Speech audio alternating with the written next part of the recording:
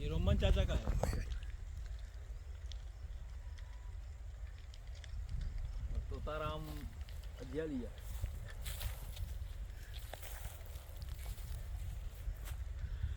ये हम छत्तीसगढ़ के गांव में हैं और ये यहाँ जो जल रहा है जिसको पलारी बोलते हैं, ये पूरा खेत में जलाया जा रहा है और एक बड़ा हीट हर्ट क्रिएट हो रहा है इसमें। तो इसके बारे में हम थोड़ा चर्चा करेंगे। तो और भी हमारे साथ में है लोग, तो मैं इसके बारे में पहले आपको ब्रीफ कर दे रहा हूँ, फिर इसके बारे में हम चर्चा करेंगे। तो ये जितना धान लग रहा है, एक टेम्परेचर क्रिएट हो रहा है, तो जितना भी ज़मीन में नमी था वो तो ख़त्म हो गया। साथ में इसमें जो ज़मीन का सबसे बड़ा प्रॉपर्टी है, एक जो रहता है बैक्टीरिया का, इस टेम्परेचर में मान के चलिए 1 फीट तक बैक्टीरिया मर गया। बैक्टीरिया मर गया मतलब आपके ज़मीन का जो पोषक तत्व है और जो भुरभुरापन है मुलायम है, और जो भी उर्वरक क्षमता है ज़मीन की वो समाप्त हो जा रही है।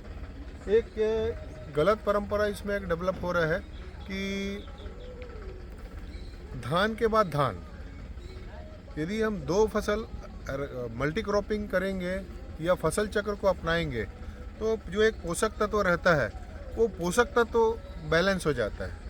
लेकिन होता है क्या, हम जैसे धान लिए, धान के बाद एक प्रकार का पोषक तत्व कम हो गया, एक प्रकार का पोषक तत्व बढ़ गया, तो हमको इसमें बार बार नाइट्रोजन या डीएपी हमको डालना पड़ जाता है। तो किसानों को एक एक्स्ट्रा खर्च और लागत एक बढ़ती है। और दूसरा सबसे बड़ा समस्या ये होता है कि ज़मीन की उर्वरक क्षमता कम होती है। लेकिन यहाँ किसानों को एक बड़ा मजबूरी है कि सबसे बड़ा प्रॉब्लम आता है किसानों को कि यदि कोई उत्पादन कर रहा है तो बेचे कहाँ पे। तो इससे एक नुकसान ये हो रहा है कि छत्तीसगढ़ जो धान का कटोरा कहलाता था, जो धान का वैरायटी होता था, वो वैरायटी समाप्त हो रहा है। तो अभी जो यहाँ धान लगता है, जो आपका खरीफ में भी लगेगा तो धान लगेगा, रबी के फसल में भी धान लगेगा, लेकिन वो पूरा धान मार्केट में ना जाके मंडी जाता है, समिति में जाता है। उस धान का उपयोग मेरे को लगता है कि किसान अपने खाने के लिए भी यूज़ नहीं करता। दूसरा, इसके बाद जो ग्रीष्मकालीन धान लगता है वो धान जाता है टोटल पोहा में। तो एक जो किसान अन्नदाता बोलते हैं कि पूरा समाज का एक पेट पालता है, अपना खुद का पेट पालता है, तो वो जो एक सिस्टम है वो विलुप्त होता चला जा रहा है। और इस पर हमको बहुत सोचने की आवश्यकता है कि इसमें पानी भी कमी हो रही है, पानी भी ख़त्म हो रहा है। इसके कारण जो किसान लगा रहा है वो बड़ा मजबूर है, क्योंकि उसको भी पता है कि ये नहीं करूँगा तो मैं भूखा मरूंगा।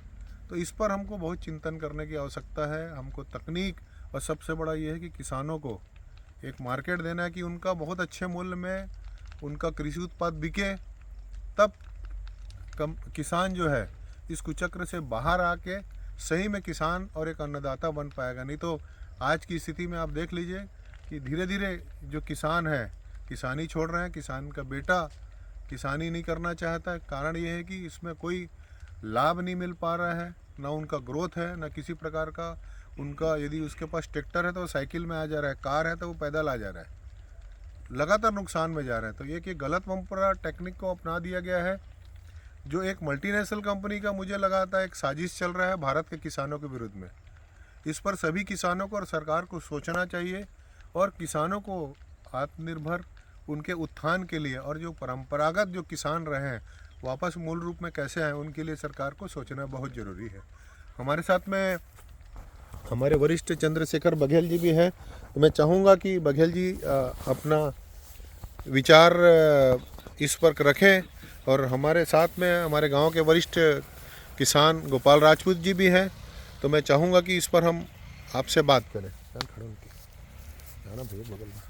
बघेल जी आप बोलिए, फिर भैया बोलते हैं। हाँ, चलिए बोलिए। हाँ बताइए।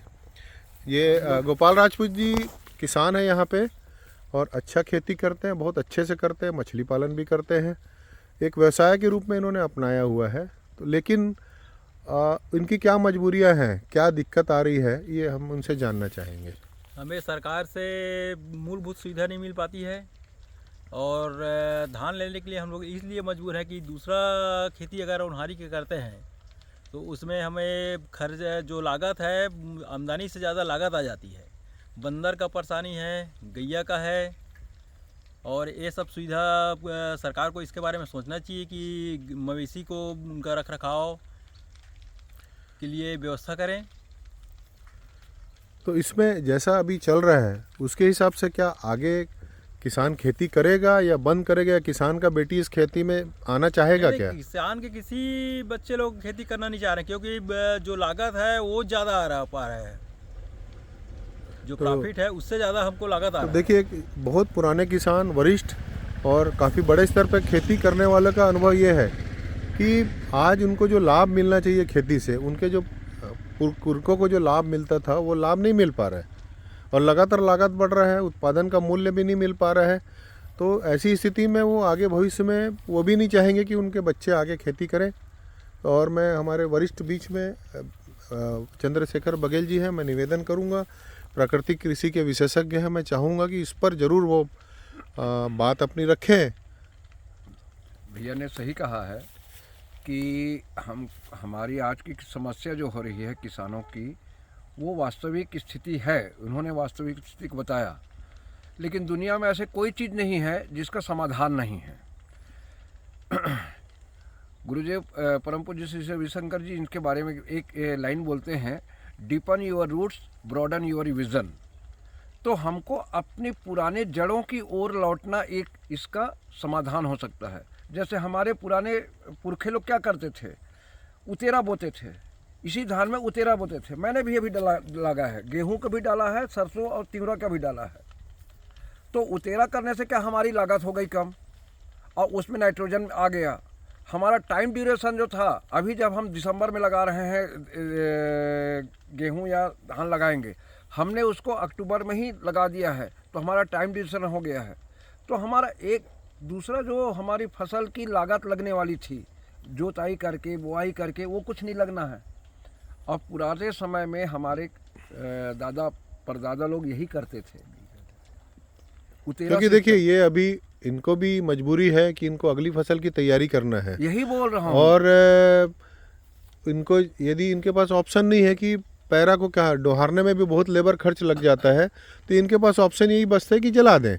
जलाने से इनको क्या नुकसान हो रहा है ये पता नहीं, लेकिन एक बात किसानों के बीच में फैली कि भैया इसको जला देंगे तो खाद बन जाएंगी। ये बिल्कुल गलत बात है। इसको जलाने से किसानों के खेत में बैक्टीरिया मर जाता है, ज़मीन खराब होती है। यही तो चाहती है आज के समय की पूरी मतलब सिस्टम, यही चाहती है कि किसान अपनी किसानी छोड़ दे और उनकी मार्केटिंग चलती रहे, तभी हमारा खाद। और किसान का क्या है, मुख्य चीज़ क्या है, खाद खरीदना, दवाई खरीदना, बीज खरीदना, सभी चीज़ को टेक्निकल जितने भी चीज़ है, मशीन, उसको खरीदना।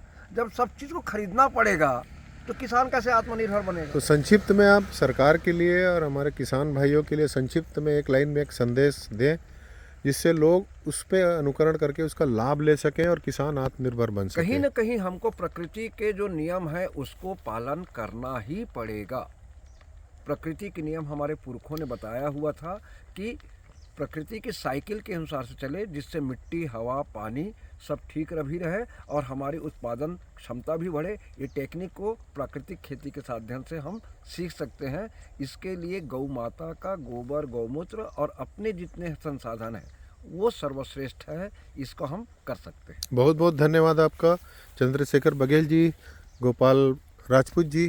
तो ये देखिए ज़मीन की स्थिति, आप देखिए इसका एक टेम्परेचर बनता होगा, तो ये किसानों को समझना पड़ेगा कि इससे हम हट के और इस पलारी का क्या उपयोग करें जो हमारे खेत के ज़मीन के उर्वरा शक्ति को बढ़े, उपजाऊ बने और किसान आत्मनिर्भर बन के संपन्न बने, उसका मार्केट में अच्छा मूल्य भी मिले। यश मिश्रा, छत्तीसगढ़, बिलासपुर से। नमस्कार।